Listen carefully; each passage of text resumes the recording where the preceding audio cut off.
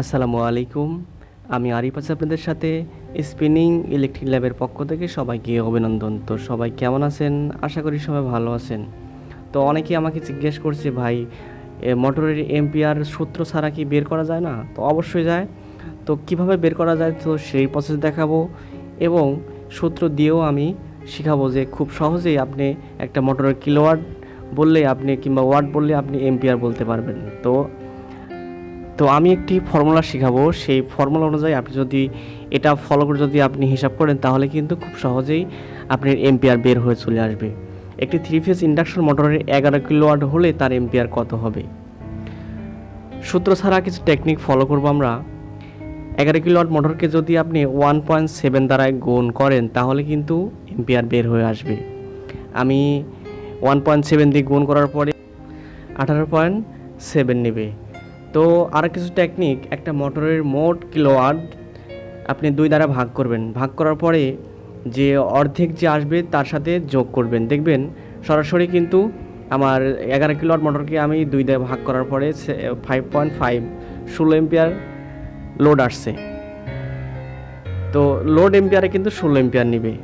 তো আমরা এখন সূত্র দ্বারা কিভাবে এম্পিয়ার বের করে তো সেই প্রসেস দেখব। তো কিলোওয়াট এবং হর্স পাওয়ার সম্পর্কে জানতে হবে। কিলোওয়াট হচ্ছে 1000 ওয়াট সমান 1 কিলোওয়াট এবং 746 ওয়াট সমান 1 হর্স পাওয়ার। তো আমরা এখন 3 ফেজের যে সূত্র সেই সূত্র অনুযায়ী আমরা এখন ক্যালকুলেশন করব।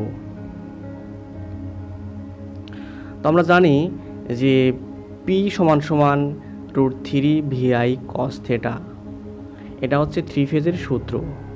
তো ভোল্টেজ আমরা 400 নিছি, পিএ নিছি আমরা হচ্ছে 0.8। আমরা এখন কারেন্ট বের করব যে একটা 3 ফেজ 11 কিলোওয়াট মোটরের এম্পিয়ার কত হবে। তো আমাদের কাছে পাওয়ার আছে, আমরা এখন কারেন্ট বের করব। তো আমরা পাওয়ারটাকে উল্টায় দিব এবং কারেন্টকে পেছনে দেব। তো আই সমান পি √3 এবং ভোল্টেজ 400 ইন্টু আমরা পাওয়ার ফ্যাক্টর দিছি কিন্তু।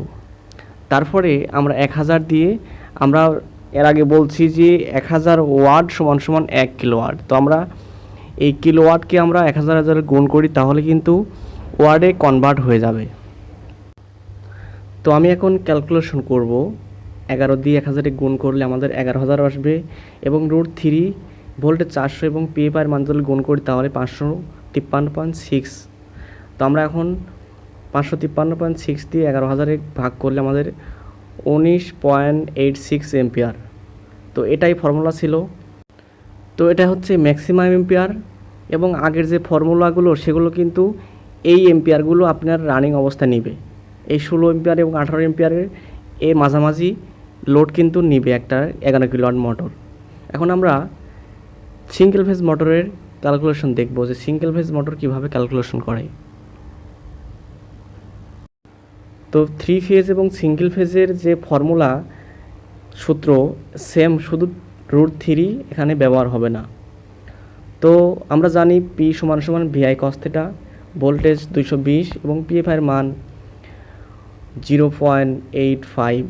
তো সেমভাবে আমরা আই ঘুরাই নেব এবং পি উল্টায় দেব 220 ইন্টু আমরা পিএফআইয়ের মান দিছি। তারপরে পাওয়ার 746 ওয়াট, যেহেতু 1 হর্স পাওয়ার যদি আমরা ভাগ করি তাহলে আমাদের এম্পিয়ার আসবে হচ্ছে 3.98 এম্পিয়ার। যদি আপনি সূত্র ইউজ না করেন, শুধু ভোল্টেজ দ্বারা যদি আপনি ওয়াটকে যদি আপনি ভাগ করেন তাহলে কিন্তু আমার এম্পিয়ার বের হয়ে আসবে। আমি কিন্তু এখানে 746 ওয়াটকে আমি 220 দ্বারায় ভাগ করলে 3.39 এম্পিয়ার।